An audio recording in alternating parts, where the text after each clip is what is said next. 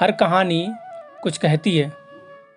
तो दोस्तों आइए सुनते हैं आज की कहानी क्या कहती है। आज की कहानी का नाम है कर भला तो हो भला। दोस्तों आपसे निवेदन करूंगा इसकी कहानी को अंत तक सुनिएगा, तभी आप इस कहानी का रस ले पाएंगे। एक समय की बात है, किसी गांव में एक व्यक्ति रहता था। उसका नाम प्रद्युमन था। सब उसे थोथा थोथा बुलाते थे। सारे गांव वाले उसे थोथा बुलाते थे। क्योंकि उसकी नाक चपटी थी। सब उसका मजाक उड़ाते थे। एक दिन वह ब्याह के अपनी पत्नी घर ले जा रहा था। लोग देखें कि ये किसकी डोली जा रही है। लोगों ने पूछा ये किसकी दुल्हन है। तो पता चला कि थोथे ने शादी करके पत्नी लाया है। सब चिढ़ाने लगे, थोथा से शादी किसने कर लिया, वो लड़की कौन है जो थोथा से शादी कर ली, और उसने इसमें क्या देखा जो शादी कर ली। वो जिधर से डोली लेके जाता उधर से उसको ताने ही मिलते। जैसे तैसे वह घर पहुंचा और घर पहुंचकर अपनी पत्नी को बोला कि देखो, मैंने पहले ही तुमसे बोला था कि मेरे घर में कोई भी नहीं है, माँ बाप चाचा ताऊ कोई भी नहीं है, मैं अकेला हूँ और ये तुम्हारा घर है और तुम आज से इसकी मालकिन हो। मैं कमा के जो भी लाऊंगा वो तुमको दूंगा, उससे हम अपना गुजर बसर करेंगे। जो भी धन है वो तुम्हारा ही है, तुम रानी के जैसे रहो। ये बात चल ही रही थी, तभी दरवाजे पे गांव की सारी औरतें आ गईं और बोलने लगीं, नई दुल्हन आई है, हमें उसका मुंह देखना है। थोथा उनका मुंह दिखा मुझे, हम लोगों को उसका मुंह देखना है, हम बिना मुंह देखे नहीं जाएंगे। वो जिद करने लगी। तो वो व्यक्ति अपने बीवी को बाहर लेके आया, पर उसकी बीवी घूंघट में थी। वो घूंघट नहीं हटा रही थी। सारे गांव वाले जुट गए, बोल रहे हैं घूंघट हटाओ, हमें देखना है, घूंघट हटाओ, हमें देखना है। पर वो नहीं हटा रही थी। थोथे ने बोला कि इसको अपना चेहरा दिखाने का मन नहीं है तो आप लोग जिद क्यों करते हैं, बाद में आइएगा, कल दिखाऊंगा। पर गांव वाले नहीं माने। उसमें से एक औरत गई, उसका घूंघट खींच के हटा दिया।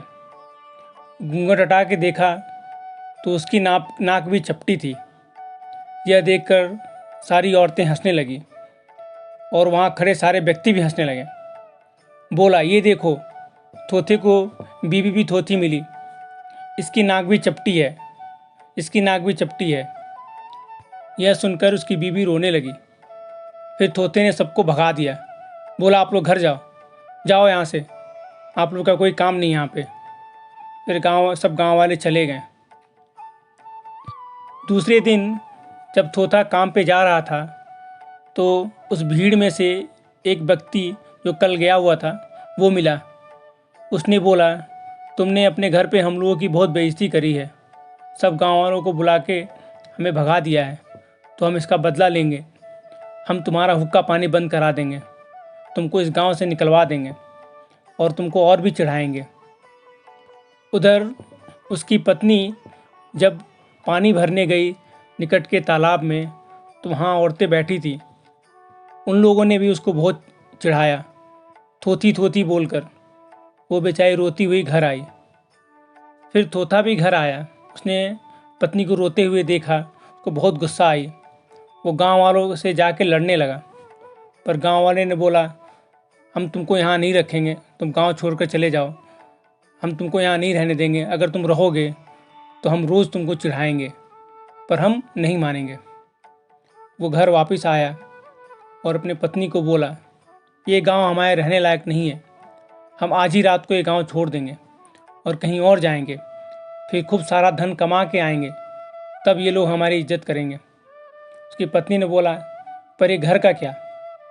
तो उसने बोला, ये घर हम यहीं छोड़ देंगे, वापस जब आएंगे फिर दोबारा इसका उपयोग करेंगे, अभी हम रात को आज ये घर छोड़ के चले जाएंगे। कहने के अनुसार वो रात को पोटली बांध के अंधेरे में निकल गए। गांव छोड़ के जा रहे थे तो रास्ते में एक पेड़ था, अंधेरा था। पेड़ के ऊपर से किसी के पैर तोते के सर पे टकराने का एहसास हुआ। उसने पूछा, कौन है इतनी रात को पेड़ पे बैठा हुआ है? पेड़ से आवाज़ आई, मैं हूँ, भूतों का राजा। वो दोनों डर गए, बोले, अरे भूत, आप यहाँ कैसे? उसने बोला, मैं यहीं रहता हूँ, पर तुम्हारा सर मेरे पैर से टकरा गया है, तो मैं जो भी मेरे सर से जिसका भी मेरे पैर से जिसका भी सर टकराता है, तो मैं इसे 3 वरदान देता हूँ। अब तुम 3 वरदान मांगो, क्या मांगते हो? वो दोनों एक दूसरे को देखने लगे, पति पत्नी। फिर बोले, 3 वरदान? ठीक है, हम 3 वरदान आपसे मांगेंगे, पर अभी नहीं, हम अभी एक दूसरे से बातचीत करके फिर निर्णय करेंगे कि क्या हमको वरदान मांगना है। भूत बोला, ठीक है, तुम वक्त ले लो, मैं फिर आता हूँ घूम के। वो चला गया। फिर वो दोनों आपस में लड़ने लगे। बोले, क्या मांगे? धन मांग ले, धन मांग लेते हैं, फिर हम गांव में जाएंगे, सबसे धनी हो जाएंगे। बीवी बोलती है, नहीं, हम धन नहीं मांगते हैं, हम नाक अपना सही करवाते हैं, हम उससे नाक अपना अच्छा करवा के फिर हम गांव जाएंगे, जिससे लोग चिढ़ाते हैं वो चिढ़ाना बंद कर देंगे। दोनों में बहुत देर तक बहस हुई।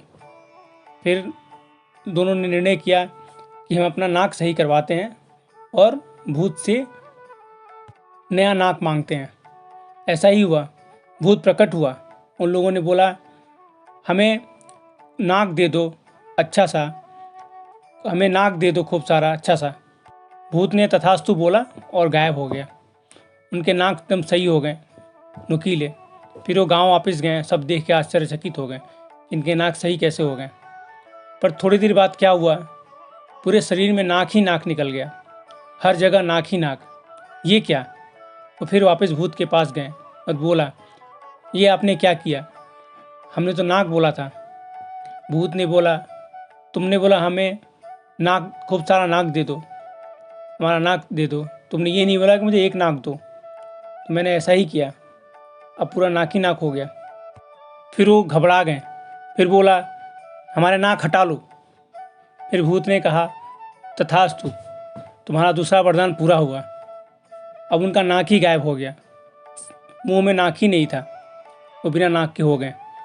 फिर वो एक दूसरे को देख रहे हैं, बोल रहे हैं, ये क्या किया? हमारे तो नाक ही गायब हो गए, अब हम तो और भी ज़्यादा बदसूरत दिख रहे हैं। तो उसने बोला, ठीक है, अब मेरा तीसरा वरदान है, तुम हमारा पुराना नाक ही दे दो, हम उसी में खुश हैं। भूत ने तथास्तु बोला, उनके नाक पहले जैसे हो गए, चपटे। वो दोनों देख के खुश हुए। फिर भूत ने बोला, भगवान ने जो तुमको दिया है उसमें खुश रहना सीखो, उसमें ही लड़कर संघर्ष कर कर समाज में अपना स्थान बनाओ। समस्या से भागने से कुछ नहीं होता है। तो दोस्तों, आज की कहानी यहीं ख़त्म होती है। आशा करता हूँ आपको कहानी अच्छी लगेगी। अगर आपको अच्छी लगी तो इस वीडियो को लाइक कीजिएगा और चैनल को सब्सक्राइब कीजिएगा। कल मैं फिर हाजिर होऊंगा नए कहानी के साथ। तब तक के लिए विदा दीजिए। धन्यवाद।